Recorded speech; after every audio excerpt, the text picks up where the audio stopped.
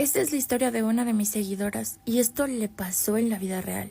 Así que si ustedes no creen en brujería, tráiganse algo que comer y para beber porque luego de esta historia van a cambiar de opinión.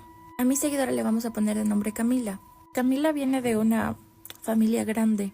Ella era la cuarta de 5 hermanos y adicional vivían con sus 2 papás, que su papá se dedicaba a la agricultura y su mamá era ama de casa.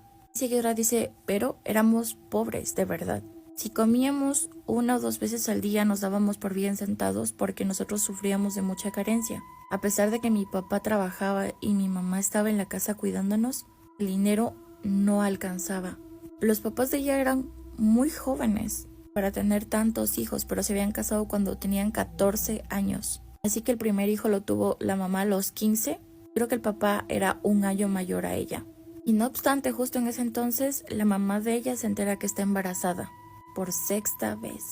Ella recuerda que a pesar de que no tenían dinero y sufrían de muchas carencias, eran felices, porque sus papás de verdad se amaban muchísimo. Todo eso empieza a cambiar desde que llega un nuevo hacendado y compra una de las tierras más grandes que había ahí. Eso hizo que se moviera toda la economía de ese pueblo, ya que este señor empieza a contratar a muchas personas porque empiezan a parar la casa y el papá, sin saber nada, un amigo lo mete a ese trabajo porque él solamente era agricultor, pero necesitaban un peón que él pase el material, que ponga pues los ladrillos, que haga las mezclas. Entonces él dice, yo no sé, pero aprendo muy rápido y además de que mi mujer está embarazada y tengo que darle de comer a mis hijos, así que yo le entro a lo que sea. Y como era muy trabajador, le empezó a ir muy bien. Tanto que el señor le empieza a confiar así las tierras para que empiecen a sembrar y como él era un buen agricultor, empezaron los campos ya a dar literalmente las cosechas después de meses. Ella recuerda que todo mejoró en su casa ya que él llegaba con costales de granos secos y así la señora podía cocinar y darles de comer y dice que ya comían 3 veces al día. Y que gracias al trabajo del señor, la mamá pudo alimentarse mejor y como que el hermanito venía bien.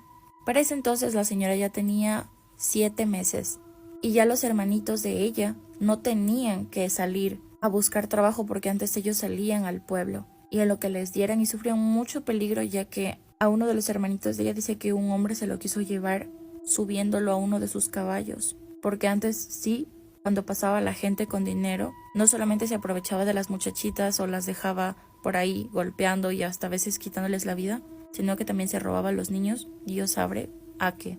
Todo esto empieza a cambiar porque llega una de las hijas del hacendado. Era una mujer más grande que su papá y que su mamá. Y esta señora cuando llega, desde que lo ve al papá de mi seguidora, se enamora de él. Y le empieza a llenar de presentes, de regalos. Y el señor, que sabía que si le despreciaba a la hija de este hombre, se iba a quedar sin trabajo, iba a volver a sufrir necesidad. Entonces él aceptaba los regalos y empezó a llevarse a uno de los hijos ahí a la constructora, para que la señora sepa pues que estaba casado y que tenía niños y que los niños de él, por ejemplo, ya tenían 7 años, 8. La señora le empieza a decir que no, que ella no le importa que tenga hijos, que si quiere los traiga y ella le ayuda a criarlos. Pero la cuestión es que quería tener una vida con él. El hacendado, el padre de esta chica, habla directamente con el papá de mi seguidora diciéndole como a tu familia no le va a faltar nada, pero mejor que te vengas a vivir aquí con mi hija y ustedes se casen, pero tú tienes que divorciarte y déjala a tu mujer y yo te prometo que a ella no le va a faltar nunca nada. Él le dice, perdón, pero no puedo aceptar porque yo amo a mi mujer y yo sé que después de esto usted me va a dejar sin trabajo, pero está bien. Yo me voy a retirar, pero no puedo dejar tampoco a mis hijos.